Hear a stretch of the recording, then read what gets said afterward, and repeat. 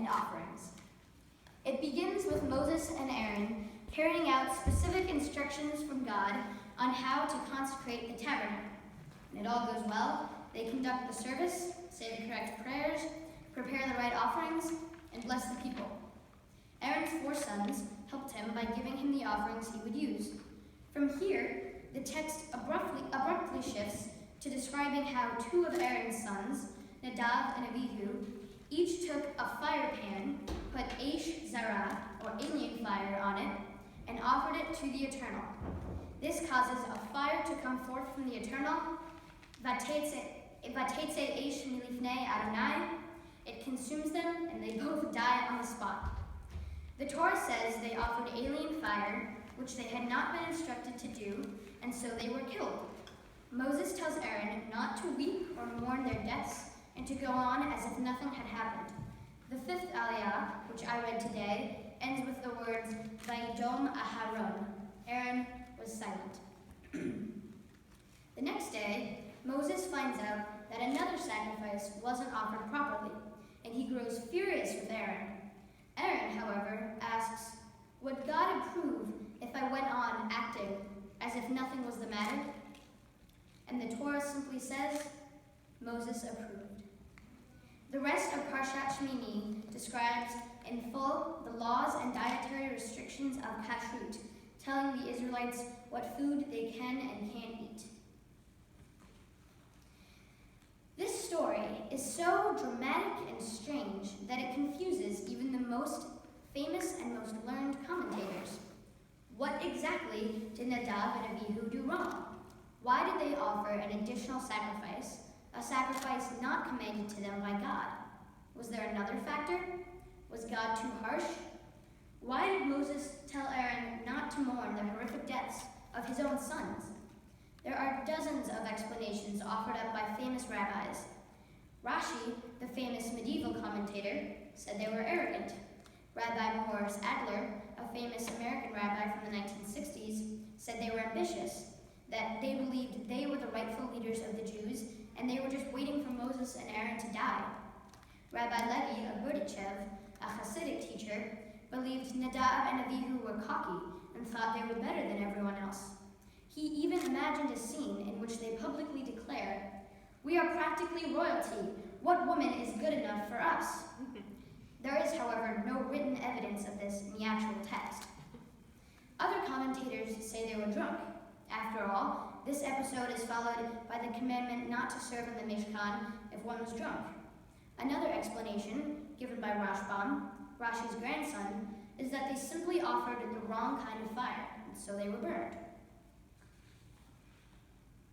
One idea that I came up with is the idea that Nadab and Abihu were not just ambitious, they were conceited and self-absorbed. They tried to separate themselves from the community. They wanted to show how they could be independent, they could do it themselves. There is nothing wrong with wanting to show you're good enough, but the 2 brothers wanted to be different, and they didn't consult with their father, or Moses, or any adult, or even God. I think this idea of trying to separate yourself is very relevant today. There is talk of the European Union falling apart, there is talk of building walls, and in the current world, there seems to be a strong theme of us versus them. Ezra for president. So, oh, you're videotaping this, sorry. On this theme of separating and isolating yourself, I was reminded of a novel we are reading in English class, Lord of the Flies. The story begins with a group of boys who find themselves stranded on an uninhabited island after their plane went down at sea. The boys have to figure out how to survive on their own, and after a few successful weeks, with a solid form of leadership in place, one boy, Jack, develops an obsession with becoming the leader, and when he is rejected, Jack goes off to form a new settlement where he can be his own leader. Soon other boys leave to follow him. With the loss of these stronger, older boys, the original community struggles, while the new one just ends up stealing from the first community. Neither community flourishes. Jack's decision to divide the community eventually causes both communities to fail. In a similar way, Nadab and Abihu acted against the given instruction. Rather than consulting with others, they chose to push their father and other leaders away and act on their own, making their own decision. Perhaps if they had conferred with Aaron and Moses beforehand, they would have seen that their alien fire sacrifice was reckless. But this is just one idea about why they might have been punished, and it still doesn't explain the harsh punishment that these two sons of Aaron suffered. No other rabbi or important figure, it seems, can offer a good explanation of why the boys were punished by death. For me, being Jewish is about community. I come to TBZ every Shabbat and experience that community when I pray and hear everyone's voices, when I sing and I sing with others, when I form relationships, when I talk to my friends, and also to people I wouldn't normally meet. I wouldn't be Jewish without that community, and I also wouldn't want to be. That community is one of the things I like best about TBZ. Being Jewish is also about recognizing the community and the oneness of God throughout the generations. God is one. God is all around us, and we, as one community, are part of God. I know I am part of something that has been around for thousands of years. When I speak here for my bar mitzvah, I know I'm doing the same thing Jewish people have done for thousands of years. I know what the rabbis meant when they said Nadav and Abihu were arrogant. They were pushing away their heritage. They weren't just pushing away their Judaism and themselves. They were failing to recognize they were part of something bigger than themselves. When Nadav and Abihu made their sacrifices on their own, without any guidance, they were ignoring their community.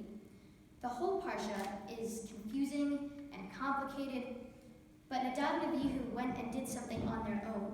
They tried to be rebels, like regular teenagers, and that is something I can understand, even if I can't relate to making an incorrect sacrifice to God and being burned for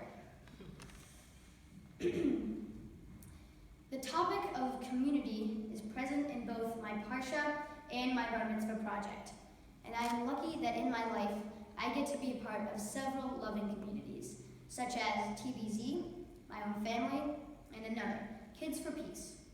Kids for Peace has become a huge part of my life in the past year. It is an interfaith youth movement whose goal is to bring Jewish, Muslim, and Christian kids together to achieve social change and create peace. It was founded in 2001 in Israel in response to the collapsing of the peace process between Jews and Palestinians. Kids for Peace Boston started in 2011, and every summer, a dozen 7th and 8th graders from Palestine and a dozen 7th and 8th graders from America meet up in New Hampshire at a regular sleepaway camp. This year, however, the conflict in Israel made it impossible for the kids to come, and so I went to camp with only other kids who live in Boston. This has just reinforced for me the idea that at Kids for Peace, I am making a real difference. After sleepaway camp in New Hampshire, my work with Kids for Peace has continued throughout the year.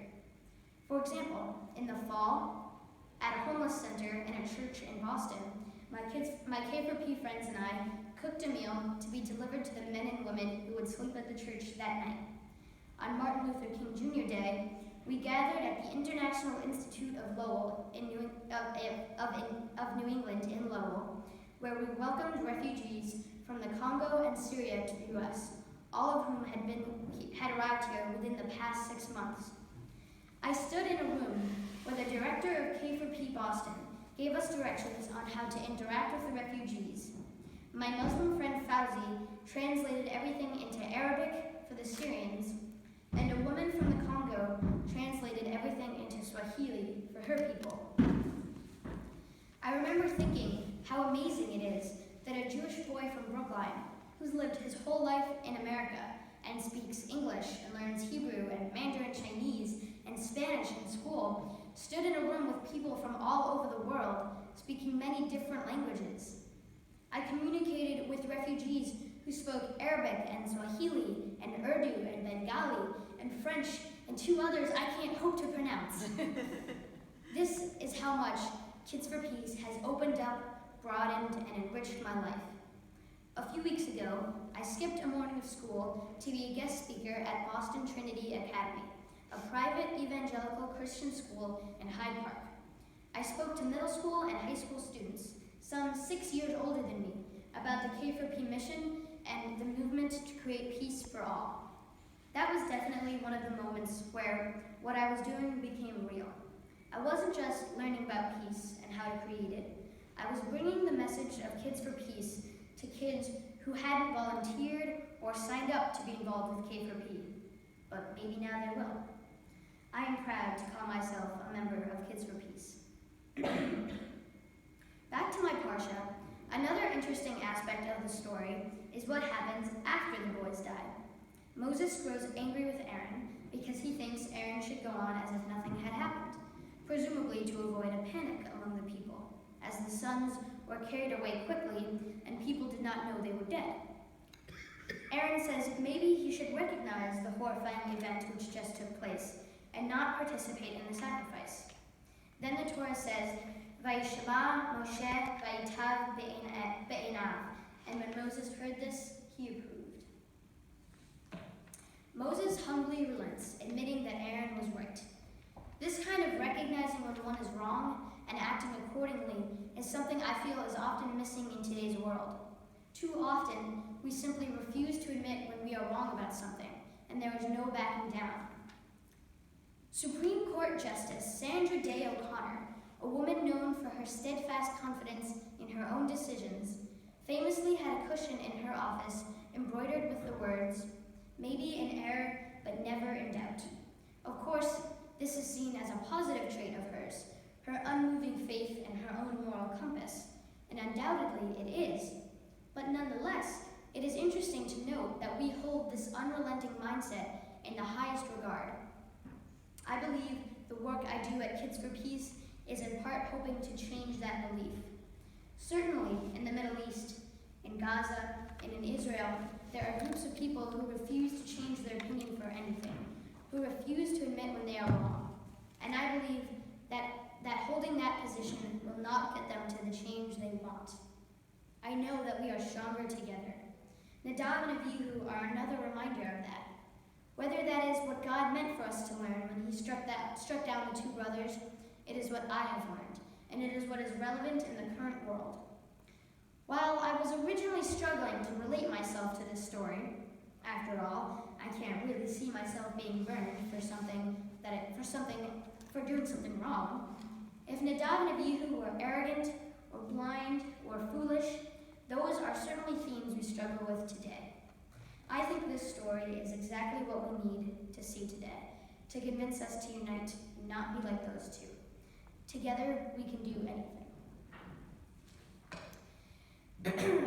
Now I have reached the end of my bar mitzvah journey and the beginning of the rest of my life as a Jewish person. And I would like to thank all of the people who have helped me get this far. Starting with all of my teachers, I would like to thank Shula, my tutor, for helping me learn the Torah and giving me the confidence to sing in a language I can't even speak in yet. David, my Beit Rabban teacher, for sharing with us the stories you have learned and helping us make new stories. You inspired me to give the Kol Nidre talk in October. Thank you to Reb Moshe, Rev Claudia, and Becky for helping me to write my dvar and helping me find my Jewish voice among thousands of others. Thank you to my fellow B'nai Mitzvah classmates and my K4P friends for learning along next to me and for helping me make a real difference. Thank you to my brother Nate. I was going to write something about you here, but really, thank you for just being my friend. Aww. Finally, thank you, Mom and Dad.